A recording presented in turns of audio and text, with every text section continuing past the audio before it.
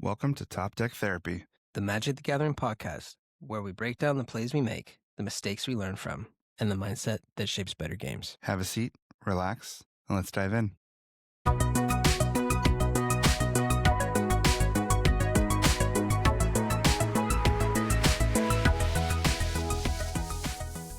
We are back. The Big Ten, episode Diez, for all of those Spanish-speaking people out there. What a milestone. I know. Pretty crazy to think about. Yeah. Yeah. I am, I want to take a sec real quick to start off the episode. I just want to thank you. Thanks for all you that you do. This has been so much fun. And I'm just having a blast. This is just an awesome way to kind of relate magic in our lives and kind of have a creative outlet. And thanks for all that you do. Appreciate it. Yeah, man, no worries. And, number 10 had to be something special. And I'm glad that we're doing the Commander series. And it's back, baby. We got a fun one. But, man, I just was like, I want to commemorate this moment. I never thought that we'd be on this journey. We'd hit 10 episodes. I'm having fun. You're having fun. Hopefully our listeners are liking what we're talking about. If not, I guess find a different podcast. But I don't know. Who cares? Yeah, but who cares? But because it's all about our fun, right, Justin? Yeah. Fun, man. Man, your hair is just crazy right now. It's God, hold on. I can't take this. What is it? No. Cover that mop up, baby. Are you kidding? What? It's time to cover that mop up, baby. Are you? Hold on a freaking second. Episode 10, we got to be styling a little bit. Not only are we styling, we're styling. I don't know what else to say. We're more than styling. We are top deck therapy styling. And that is what is, dude, the fit. Dude, that just feels right. That's right. That just feels amazing on the head. And I love... My man, episode 10. I love them. Yeah, I'm a hat. I'm kind of a hat guy. I know I wasn't wearing one in the beginning of the evening. Yeah. But I'm a hat guy. I love them. It even looks good backwards. Look at that. Yeah. God. It helps with that studly face you got there. But yeah. So. Wow. I love Looks good, dude. Looks Thanks, good. buddy. Yeah, Thank man. you. Yeah. Yeah, so we're doing, let's get back on track here. We're doing the open-ended commanders, and excited to be doing this. This is one of my favorite episodes that, we've done so far, our favorite series, Mm-hmm. We have the open-ended commanders and how we each brew them, and I just like doing that. I just like brewing. It's fun, and why not kind of combine two of our passions doing it? So, well, I just feel like it's kind of cool too, because you have a very different brew style than I do, and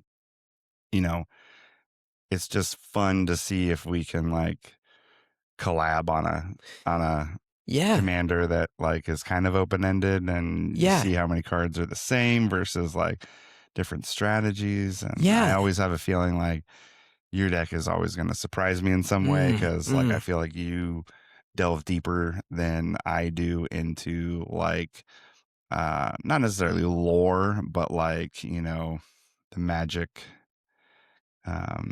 realm. Okay. Yeah. Yeah.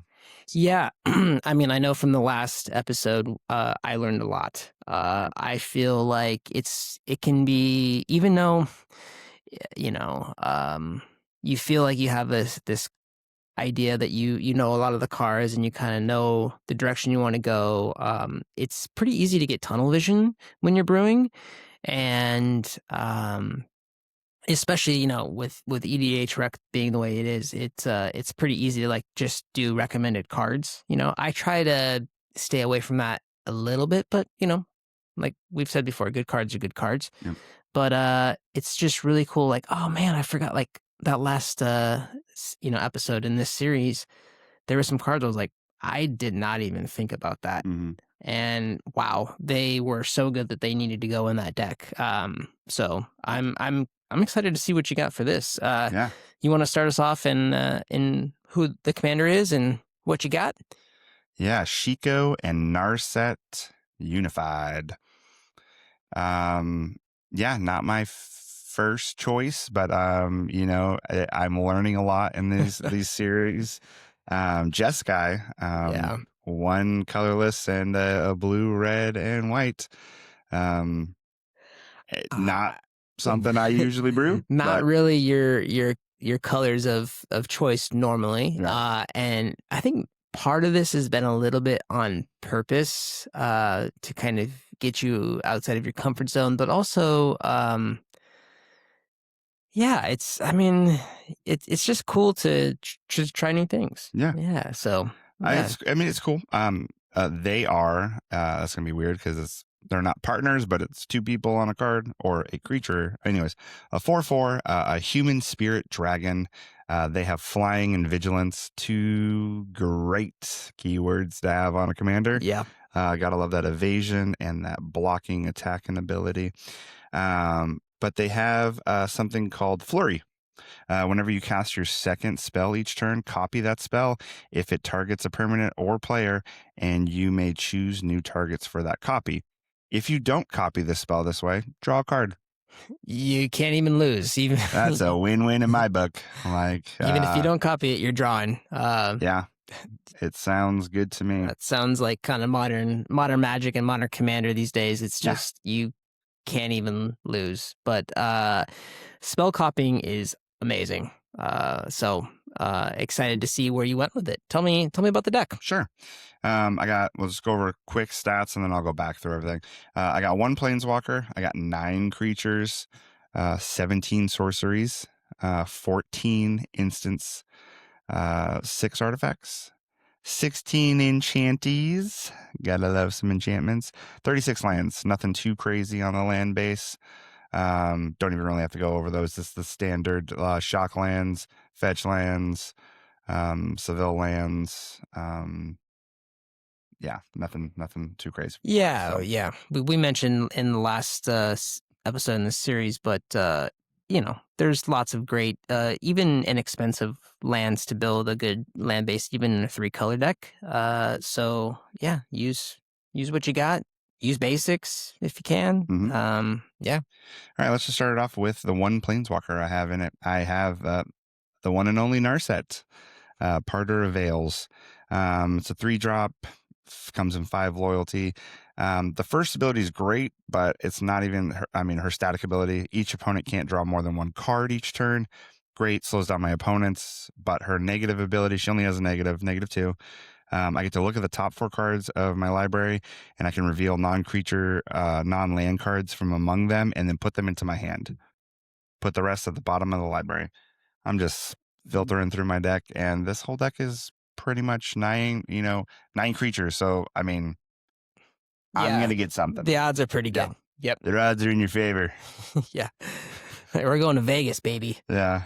What is it? Is it 3 fingers or 2 fingers? Can't remember. I don't know. Hunger Games. Yeah. Something like that. The odds ever in your favor. Yeah. Don't roast me. I didn't watch that movie. No. Yeah. I stopped paying attention after looking at Katniss. So I just. Oh my gosh! All right, so yeah, like I said, nothing too crazy in the creature section. I got Faithhound Judge. I got Narset Enlightened Master, which is freaking amazing. A little pricey on the mana, but I think it just gets through. She has hexproof. Orvar. And Varen, Voice of Duality. I know you love that Varen deck that you had, but I had a Varen deck. Yeah. God. I'm playing a lot of instants and sorcery spells. Might as well put that in there because plus it up and make copies. Yeah. Sounds good to me. So yeah, nothing too crazy there. The sorceries, you're gonna love this. Will I? I did put an extra turn card in here. Oh, you. Beacon of Tomorrows. Hey, it's an 8-drop. Get over it. All right. Well, who doesn't want an extra turn when you're just going to be doing my thing, doing extra spellies We've and stuff said like it that. before, but how many times is it like you're one turn away from winning a game, and you're like, oh, if I only have that extra turn? Yeah. Well, that's why those extra turn spells are pretty darn good. Yeah. And I got some, a lot of my sorceries and instant speed spells on here are very low mana cost. Why, you say that, Justin? Well, I want to cast multiple spells each turn because I want to trigger that second spell. You want to McFlurry it. Well, yeah. I mean, who doesn't? Oh, I haven't had a McFlurry in a long time. Sorry. I was just... Hey, we got a little heat spell here in the Bay Area, and yeah, I'm craving something sweet and cold. So yeah. So I did go with some suspend cards. Obviously, I'm going to suspend the cards so that they trigger later on. Yeah. So I can play the pay the suspend, and then I'll trigger it later on because I believe suspend counts as a cast. Yeah, I actually don't remember. Can you pull one of the suspend? Let's see if it has any rules text there on it. Yeah, there's one right there. But I'm pretty sure you pay the suspend, and then you basically cast it for free when when you unsuspend it, or when it becomes I'm not seeing any. I might have to look this up here. I think it's just an ability of the card. I don't know if it counts as a cast. Okay. What does that say? Rather than cast this card from your hand, you may pay to exile it with... Cast it without paying its mana cost. Yeah, so then after the counters are removed, you cast it, right? Yeah, that's what I mean. Oh, yeah, okay. Yeah. So sorry, yeah. So the suspend ability does not count as cast, but you would cast it essentially for free, or... Yeah, so basically I suspend it and then pay for that. And then I could pay for a second spell, but I'm mainly going to wait my suspend turns, and then it'll cast for free. I have all this mana. That's awesome. So yeah, I love that. Yeah, cool. So it's a little bit. Yeah, suspend is kind of a cool little thing. I've always been intrigued by it. I've just never built anything around it before, so excited to see it. And then 14 instant speed spells. So a lot of like 1-drops in here. Consider an offer that can't be refused. Entrapment maneuver, so I can make some 1/1s. Path to Exile, Lightning Bolt, Swords to Plowshare, all of those smaller spells. Jataxian Probe, I don't know if you saw that up there. Yeah, I love that card. I just went for like 1-drops, Yeah, absolutely. So no, that's really cool. Yeah, wow. So are those kind of cheaper spells typically going to be the first spell? Yeah. Yeah. Gotcha. Yep. And you'll see why I did that as well. Yeah. We'll get there. We're almost there. Because I think Shiko and Narset. And Narset, thank you. Or Narset and Shiko. I can't remember which one's first, but what came first, the chicken or the egg? Yeah. But it has to be the second spell, right? Yep. That is doubled if it targets a creature or permanent, I think. It's permanent. Okay. Yeah. Which is a player as well. I should know my own deck. Yeah. 6 artifacts. I have the signets, all the good signets, and Soul Ring and Lightning Greaves. Pretty much it. Beautiful. And then this is where the meat and potatoes are, boys and girls. Enchanties. Got 16 of them. Yowza. I went curses, baby. I'm cursing the world. So my second spell that I'm hopefully going to, copy is I'm going to enchant players. I'm going to curse them. Curse of Bloodletting. I'm going to double whenever a source would deal damage to an enchanted player. It doubles that damage. Oh, good Lord. That's beautiful. So is... I could put that on 2 people. Yeah. Or multiple You people. could put it on the same person and double and double because it would... Yeah. Wow. So... I'm gonna spend a lot of time right here just because there's some good stuff. This is the meat and potatoes. Yeah. Cursed of Exhaustion. Can't cast more than 1 spell each turn. Because if I can cast multiple spells, I don't want anyone else casting multiple spells. Right? Sure. Yeah, you want to enjoy the fun and have nobody else, right? Okay, I have some fun for everyone in here. Okay. Curse of the Shaken Faith. Whenever an enchanted player casts a spell other than the first spell they cast, that you can copy that spell. And Curse of Shaken Faith deals 2 damage to them. Okay. Cool. So, Nice. I love it. Yeah.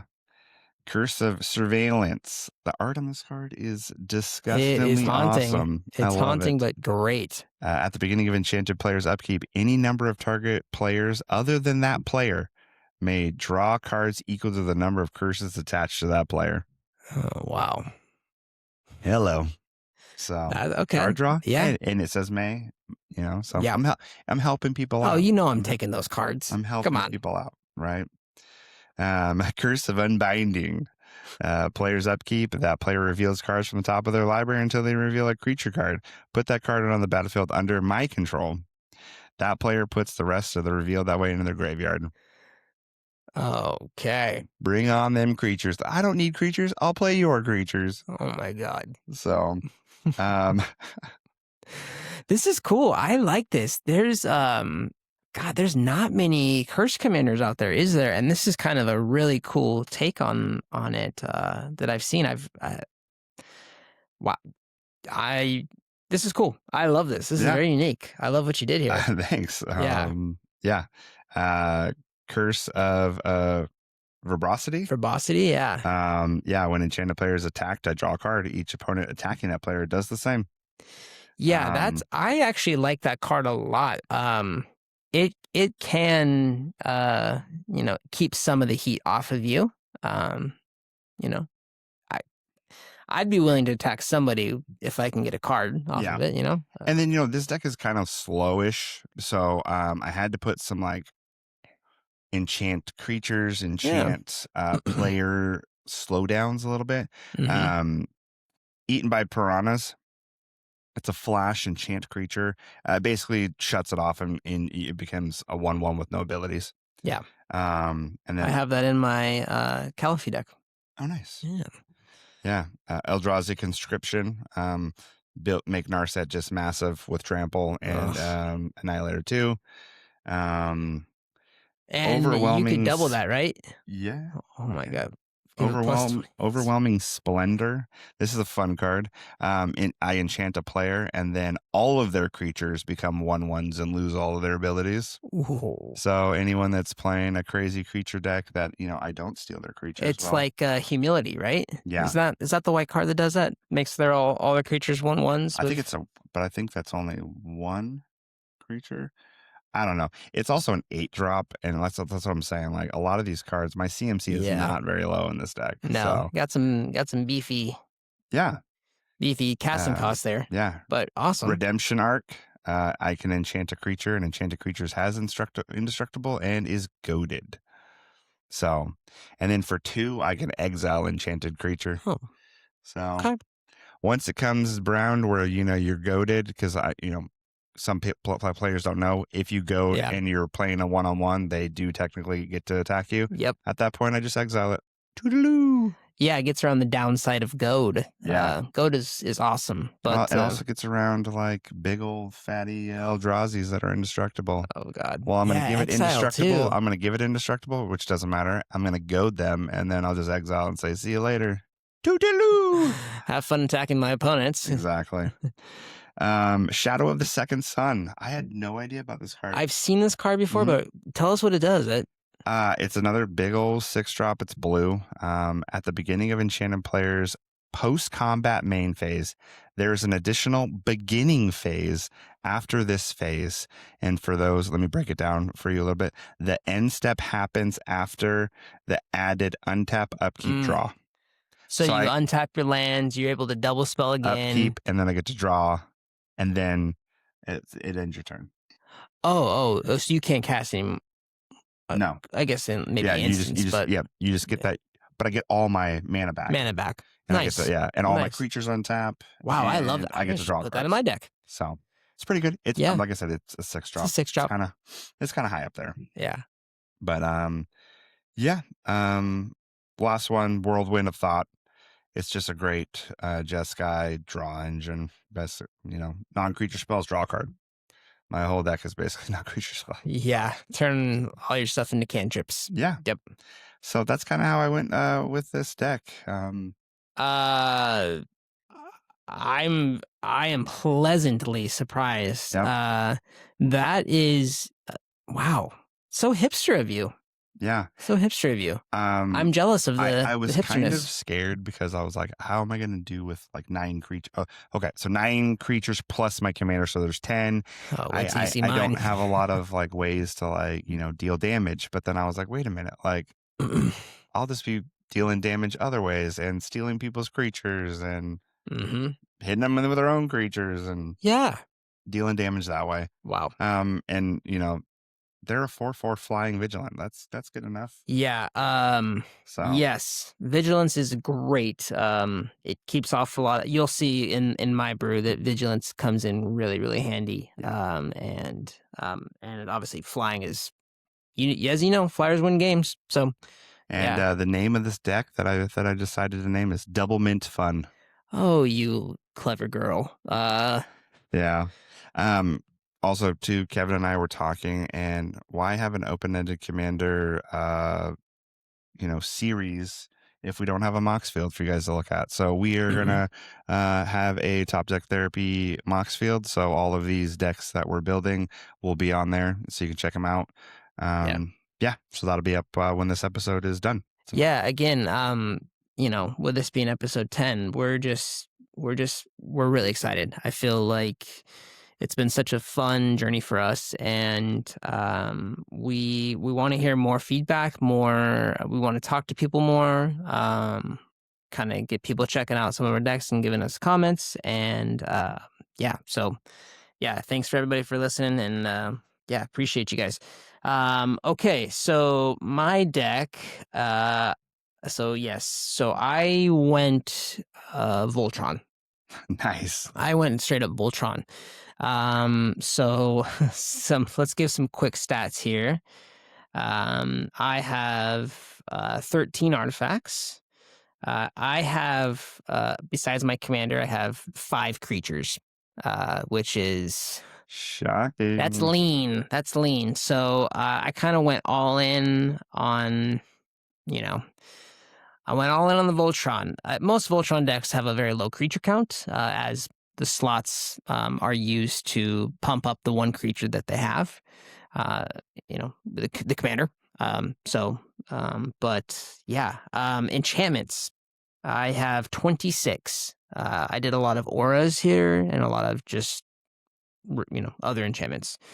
I have instant speed spells. I have 12. And then I have 36 lands, and I have 7 sorceries. A very quick overview just to kind of check in with what I'm trying to do here. So I'm trying to Voltron. I'm trying to do commander damage, and the things I like. I want to double spell are my auras, really. Auras that target my commander.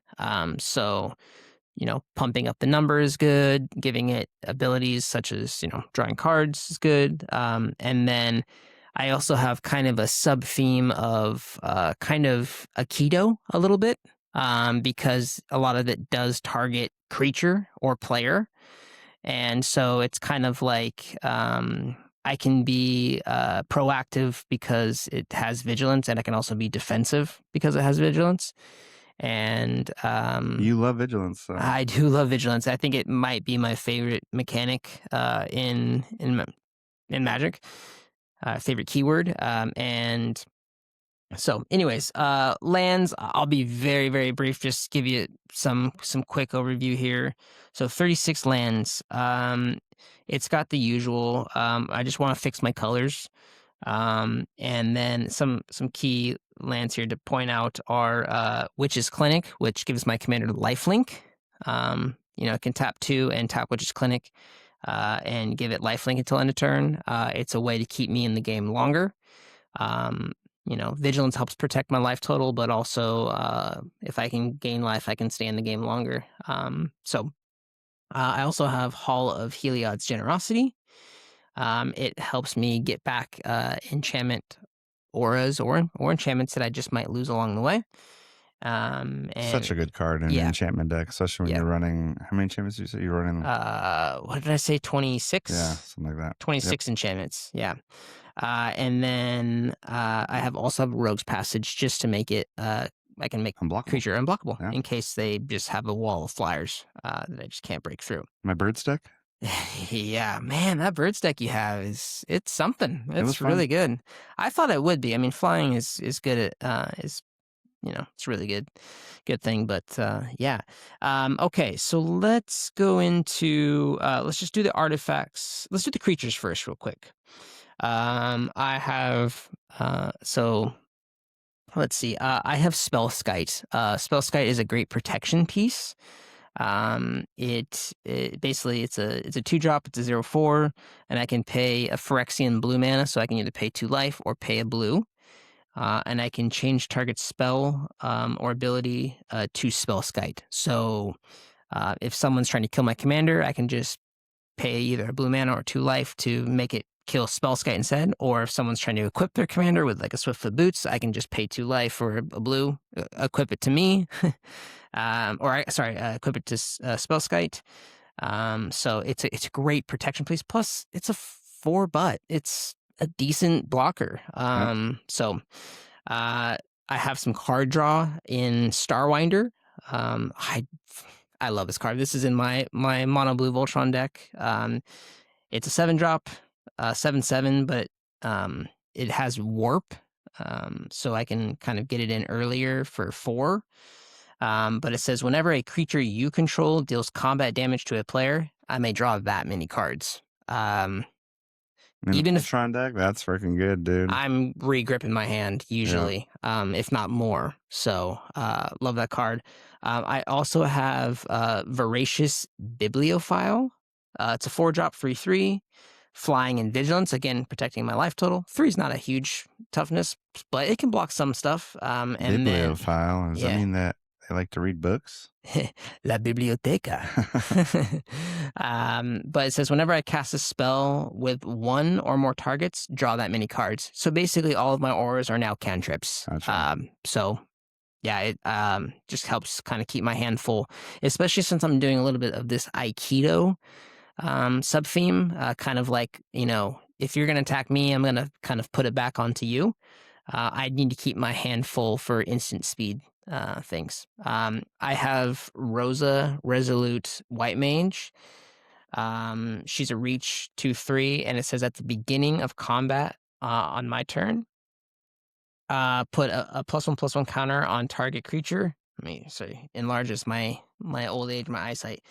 Beginning of combat on your turn, put a +1/+1 counter on target creature you control. It gains lifelink until end of turn. So the counters stay, which is great. So if it stays out for multiple turns, it's going to get more counters and more counters and more counters. And then if she's out, my commander's going to get lifelink, which again keeps me in the game longer, which is awesome. And then I have Hydro Electric Specimen. It's basically kind of like a counter target kill spell. Yep. Instead of killing your commander, they just kill that instead. Flash it in and it kills that instead. So that's it's also a land, just in case you need it's also a land. So I technically have 37. Actually, I think I have more. I think I have one more flip card. Yeah. Nice. But I knew you were lying when you said you had 36 lands. I'm just kidding. Yeah, I've actually been running more lands lately. Have you? Yeah, I've noticed.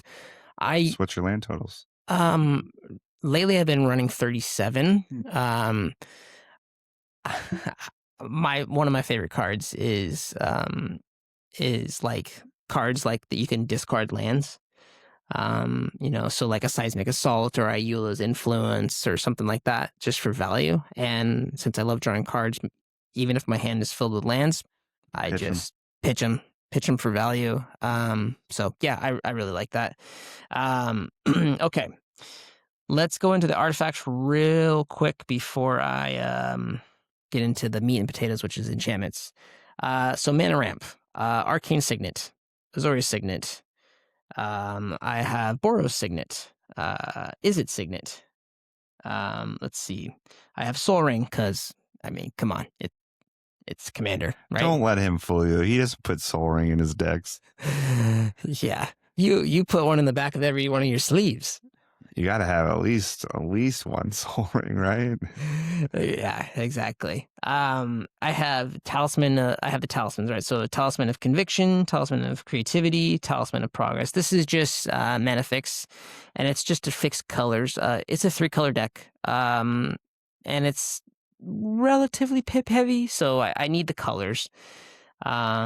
And then I also have, for other artifacts, I have Bender's Water Skin as well, which this is the second deck in a row that says, yeah. I mean, is it my favorite mana rock now? Maybe. I have Swiftfoot Boots because, I mean, it's a Voltron commander. What Voltron commander wouldn't have Swiftfoot Boots in it? I have Wing Boots, which gives it Ward 4 and Flying. My commander already has Flying, but Ward 4 is great.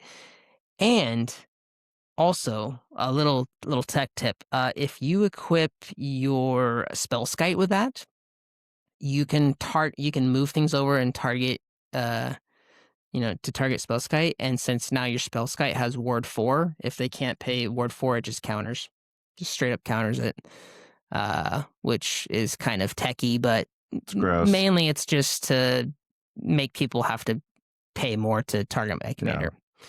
Yeah. I also have Sword of Feast and Famine because why not? You and Andrew have been bugging me to just throw that in decks, so I've been taking your advice. I didn't say throw it in decks. I just said that you probably need to play more Voltron cards in a Voltron deck, and one of the main swords is Feast and Famine. I'm not saying it is the best sword. I think it's very highly. It's up there. It's up there. Yeah. The price says so. Yeah. But it was just reprinted. But it's it's still $50. So. I mean, so let's just go over it real quick, just in case those. Is it because we play a lot of green? Is that what you're trying to hate on? Yes, that's exactly why.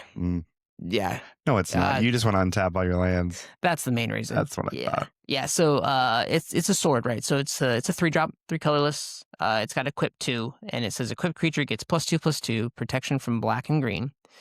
And it says whenever equipped creature deals combat damage to a player, that player discards a card, which is cool. I mean, that never hurts. Yep. But the main thing is that I get to untap all my lands. I'm running instant speed instant speed interaction.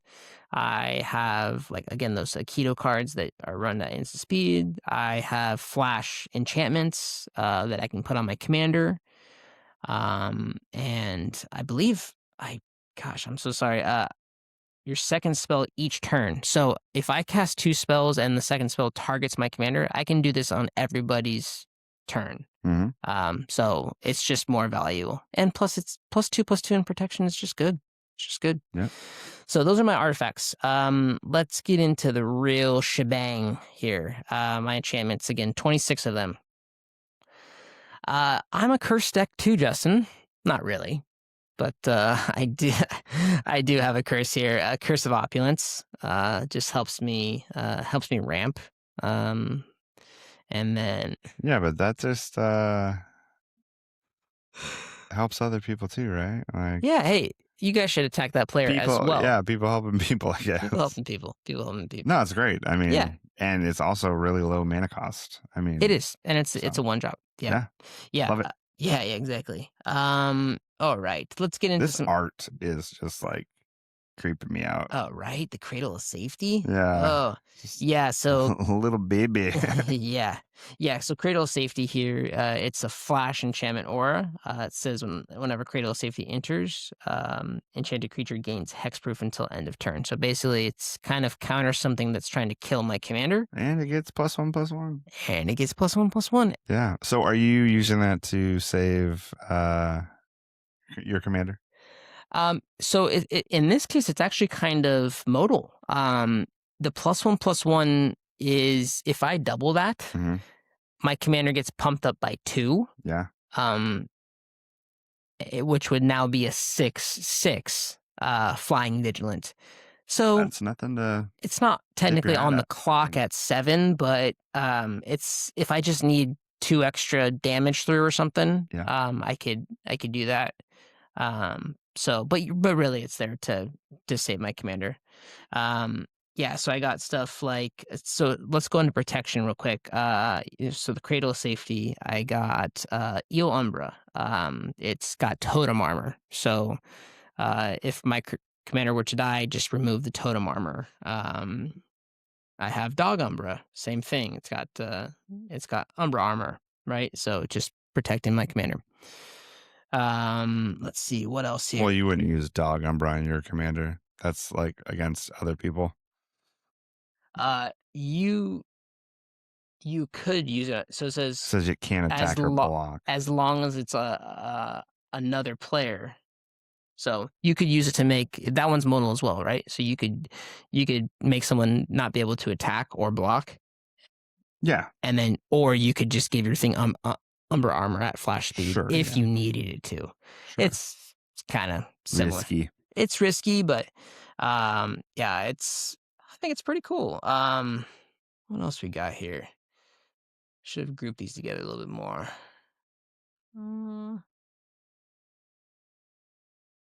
Okay, I got Starlit Mantle for protection as well.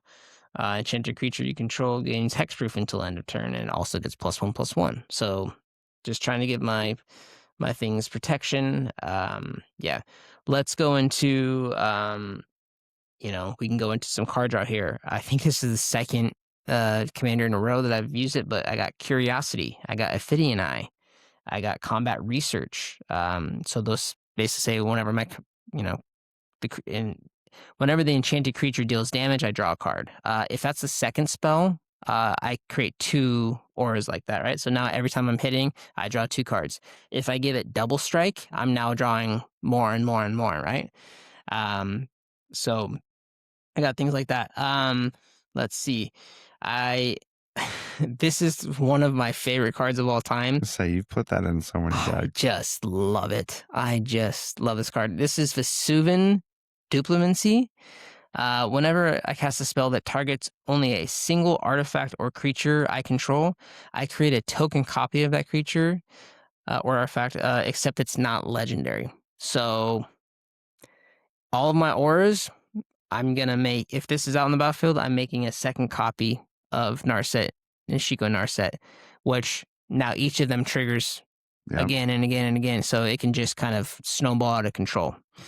Stuff that kind of keep me safe here is, I got Ghostly Prison. I have Propaganda. I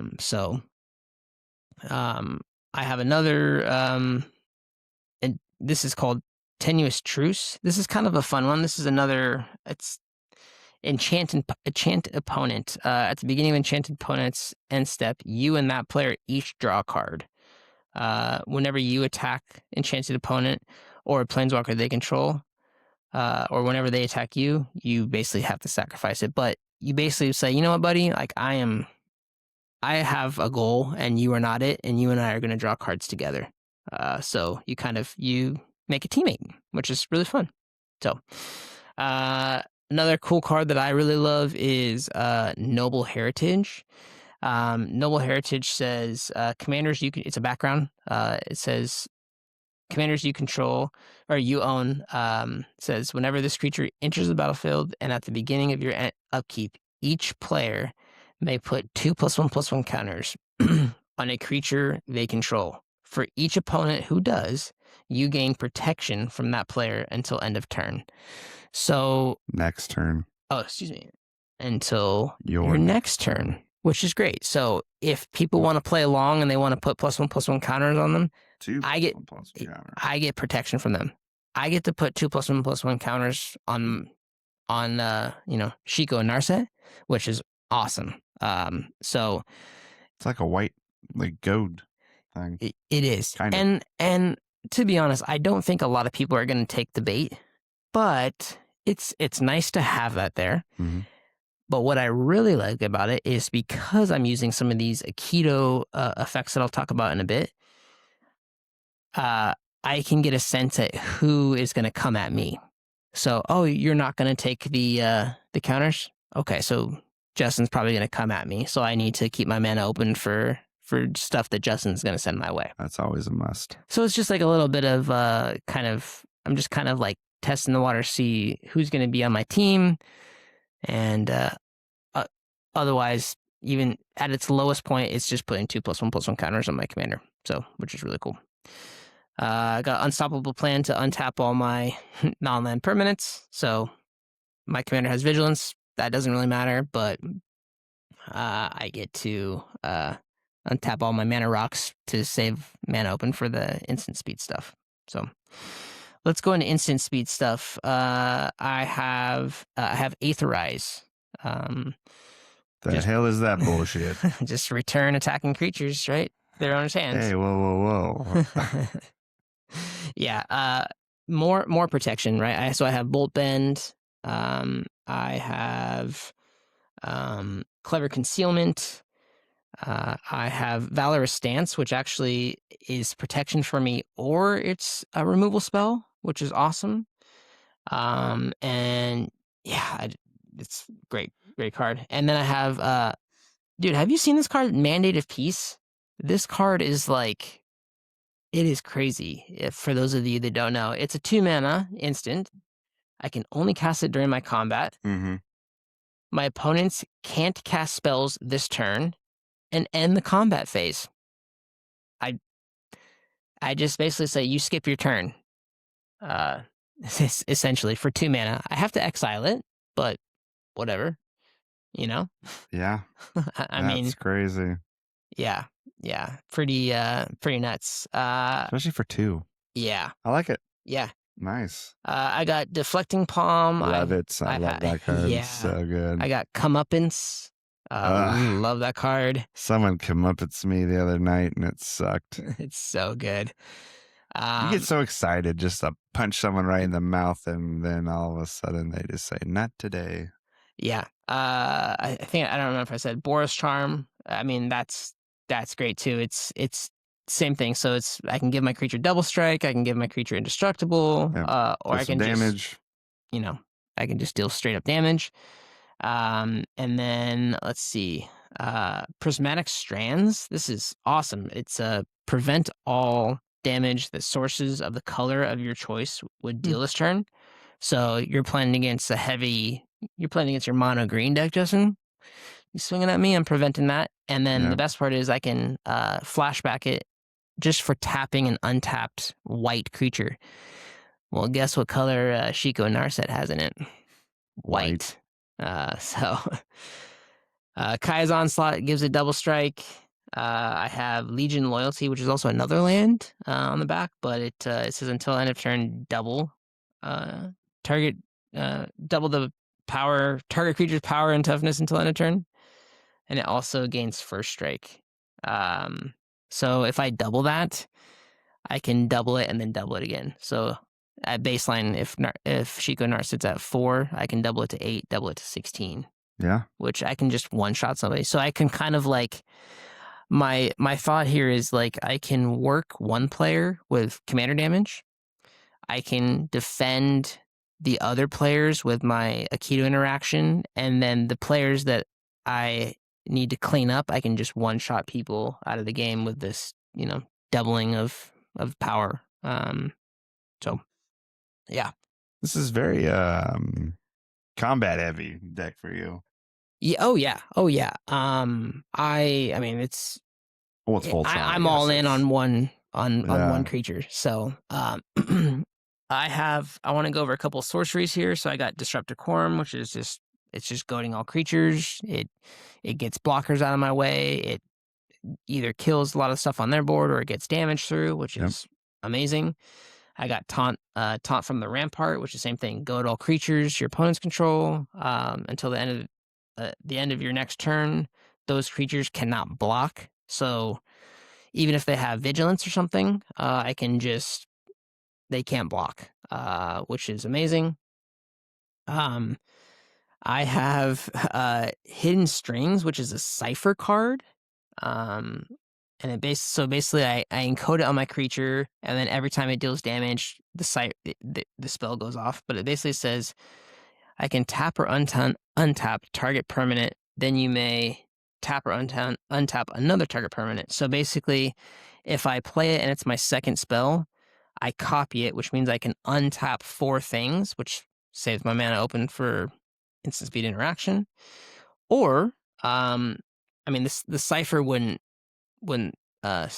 I guess stay on really. I couldn't. I don't know how to describe it, but it's a very easy first spell every turn. For me, I can tap stuff out of the way if I need to, so it's awesome. I got kind of these what I would call I don't know. They're kind of like a one-sided board wipe for me. I have Divine Reckoning. I have Promise of Loyalty. I have Single Combat.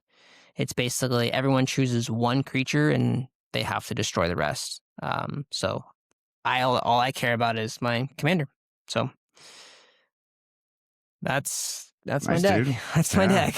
Sorry, long-winded there, but that's cool, man. I like it's just very different than I thought that you would go in the direction, but I like the Voltron. I like how you leaned into kind of like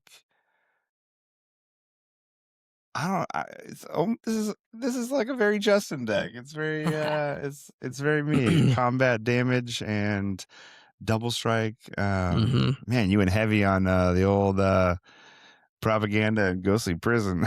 Yeah, I mean, I only have including my commander 6 creatures. Yeah. And really a lot of them die the second they come in, like that hydro electric specimen.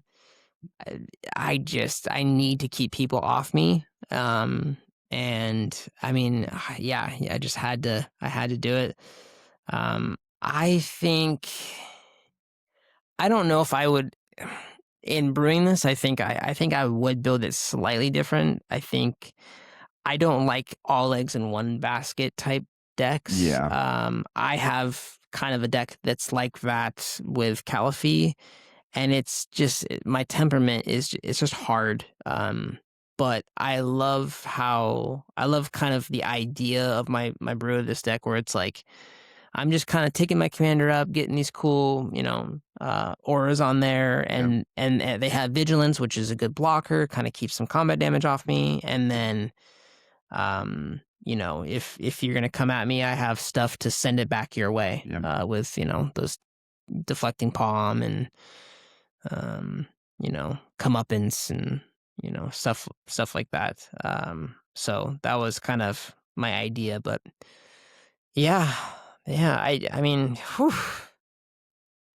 Yeah, I think it's kind of a glass cannon a little bit, but at least the way I have it now. But I think it's a solid deck, and to be honest with you, I originally kind of thought of if I were to take my Caliphie deck apart, which I'm not, but I would. This is one that I thought because I have a lot of these blue auras.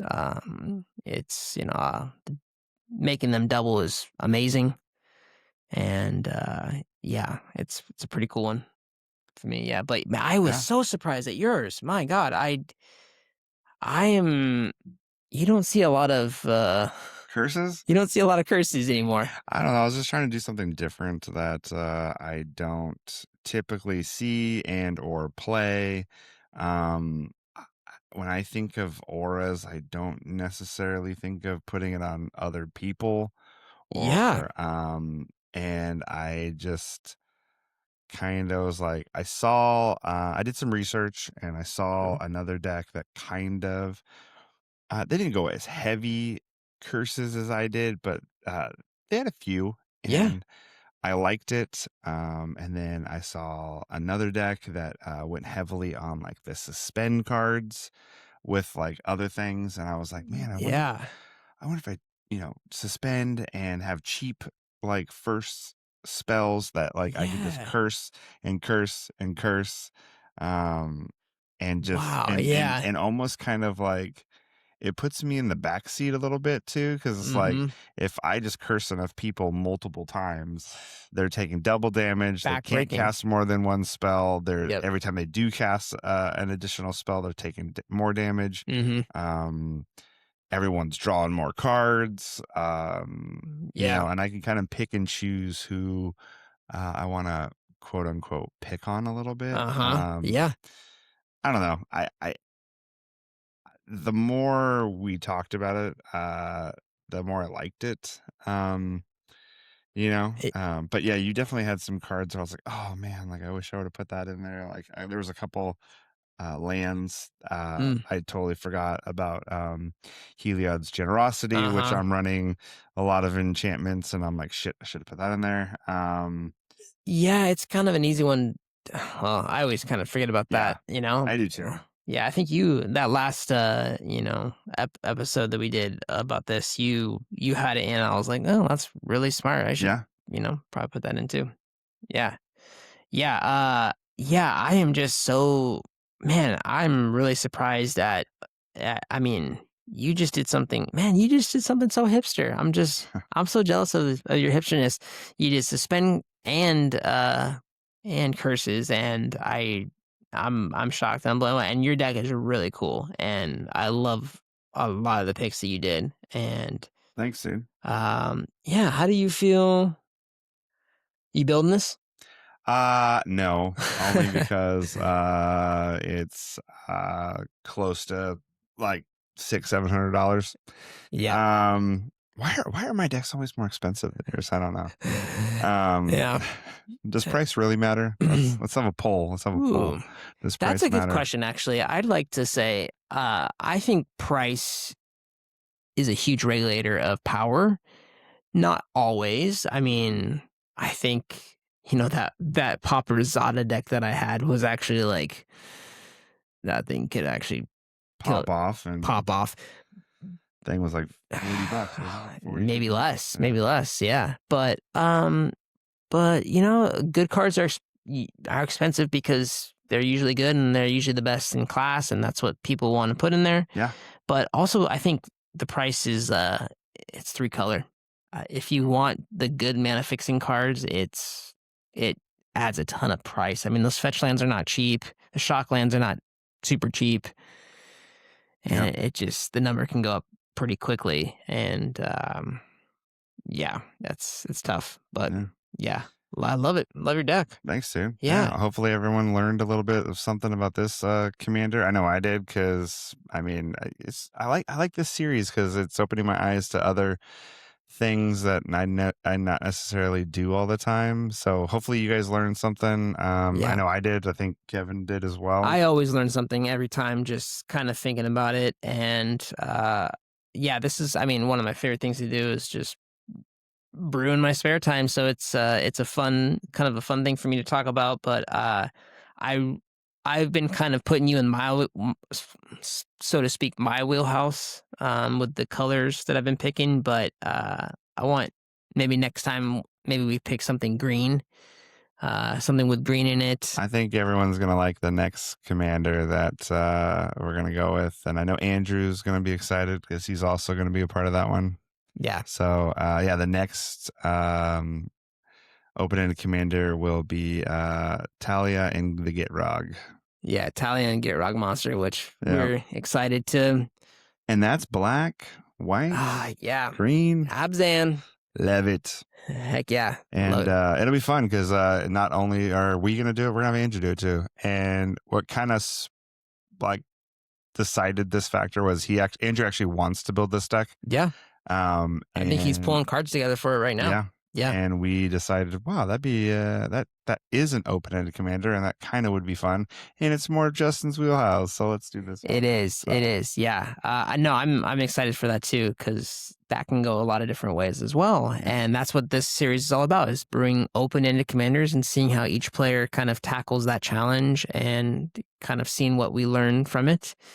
And I think really the idea, like, we're trying to get across here is, like, it's good to chat with your friends and we'll pick their brain. Like, what are their ideas? What do they see that we're not seeing? Because we can get some tunnel vision in doing that. But before we sign off, are you brewing anything new? I know you said, I think last time you had that Captain Howler deck coming in. You just built your bird deck.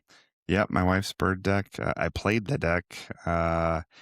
Boy, And did he. I have to say, Tempest Hawk is an all-star in that deck. When you're hitting people with multiple Tempest Hawks and you're just going to grab more, it's pretty good. Yeah. I had some learning opportunities with all new decks. Missed some triggers, stuff like that. But overall, I'm pretty happy with it. I mean, even though it's technically a 1, I think it definitely plays like a 2. Yeah. I'd agree. And flyers are just great. I'm very, very excited though to finally have my ninja deck. Oh, baby. Tell me about that. I refuse to play Yuriko. I don't give a damn what anyone says about that. I will never play Yuriko because it's Yuriko. We played in an old pod, and one of the Kyles had a Yuriko deck, and I hated it. It was just disgusting. Yuriko is in the 99, but it is not the commander. I'm shocked to say this, but I'm going with a Universe Beyond. Ninja Turtles, Splinter, the Radical Rat. Ooh, getting radical. Yeah, it's an Esper commander, and I have no intent to put any white cards in that deck. It's going to be Dimir. Oh, you're color cropping The shit out of this deck. So. You dirty dog. Yeah. Well, I already have. So I'm turning the Pauper deck that I used to have into a commander deck that's not Pauper, and this commander just makes things unblockable. Yeah. Sounds great for ninjutsu. That seems pretty good for ninjas. So, yeah. Yep. That's awesome. I like that. Yeah. Yeah, those are my decks that I'm currently building. Nice. Yep. That's good. Yeah. I mean, I just sent some cards out to Card Kingdom, so I have an order on the works on the way. We talked about it. We talked about it an episode or 2 ago, but I am gonna be building Bernard Ginger Sculptor Changeling Tribal. I did it. I'm pulling the trigger and excited to finally get it in paper and tweak it, play test it, see what it needs. But I think it's going to be pretty fun. Hopefully. Yeah. I need this. I need a win here. Literally too. I do need to win, but I need to win mentally on this one because I've been thinking about this one for a while. Yeah, but months and months and months. But I am very excited about it, and yeah, it's gonna be cool, and I'm actually just kind of happy that you guys kind of, gave me that little nudge. I didn't need much of a nudge, but that little extra nudge to make me do it, and I'm excited for it. So, excited for always brewing decks and building new decks, and excited for this series. And yeah, again, thanks for everybody for listening, and hopefully you enjoyed episode 2 of this series. So yeah. Until next time, this is Top Deck Therapy. Top Deck Therapy. We'll see you.